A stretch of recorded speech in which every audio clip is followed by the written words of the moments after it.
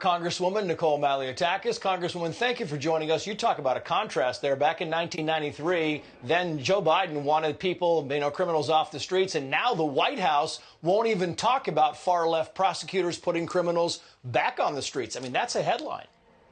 Sure, it's definitely a different Joe Biden, but look at what they're doing even in the House of Representatives. You have Nancy Pelosi, who tried to sneak in the bail reform, like the disastrous one that was passed in my home state of New York, in the COVID relief package. And then they tried to push legislation that would strip our police of qualified immunity protections. It would actually take away resources that are given from the federal government to NYPD and other law enforcement entities. I think we need the president to take a strong stand and say enough is enough. We saw it with President Trump. And remember when President Trump got out there and said, we're going to federally go after those individuals who destroy monuments and destroy federal buildings. Guess what happened? It stopped. We need the president to take a strong stand here against the looting, against the all the type of violence that we're seeing and the crimes that we're seeing in cities like mine, because the local guys aren't doing it.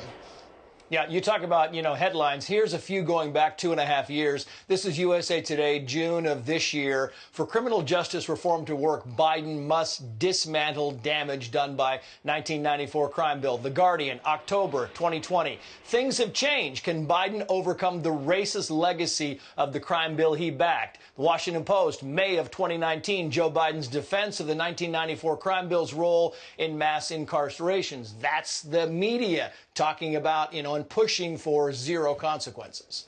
Yeah, look, when you come to New York City and you read the newspaper, you constantly read about individuals who have very lengthy rap sheets and are being repeatedly released back onto our streets.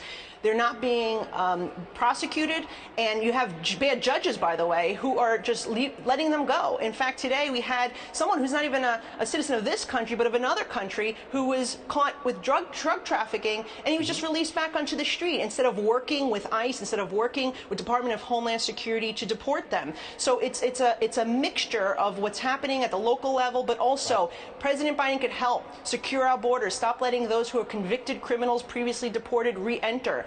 DEA can be tasked to go after the people who are selling fentanyl to our children, give them more resources to do their job. But more than anything right now, he has the ability to use that bully pulpit to call out those Democratic mayors and governors who are making the people of this country less safe. Yeah, and I got to go, but you talk about the bully pulpit. How do you force the issue, though? How does Congress force the issue? Because in 1993 he was talking about the victims, right? We need to look at the victims, and now all of a sudden the victims are forgotten, and it's all about the criminals.